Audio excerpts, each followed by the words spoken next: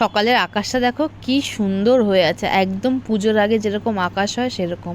কিন্তু কোথাও যেন একটা খারাপ লাগা আছে, জাস্ট বিকজ অফ এখনও পর্যন্ত আমরা জাস্টিস পেলাম না, জানি না কবে পাবো।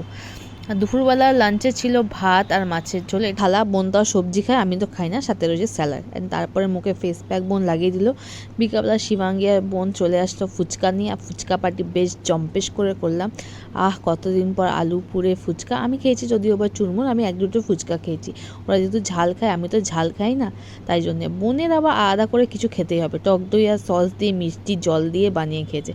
আর এইটা যেটা আমি বাড়ি থেকে নিয়ে এসেছি, সেই লবঙ্গ আর জিরে সেগুলো সব আলাদা করে। আমার ট্রাইপডটা এখন চার্জারের স্ট্যান্ড হয়ে গেছে। আর এদিকে এসছে স্বপ্না সবার শেষে, আর বোন এখানে নেল পলিশ পরে থেকে নতুন জামাটাকে দিল খারাপ করে। আর এখানে দেখো আমার সাথে কি করেছে আমার বোন, এত বড় একটা টিপ পরিয়ে দিয়েছে। আর এই হচ্ছে আমার লুসির ভালোবাসা, একদম আছড়ে দিয়েছে। রাতের ডিনারে বোন একটা কিছু চিজ মিজ দিয়ে বানিয়ে দিয়েছে।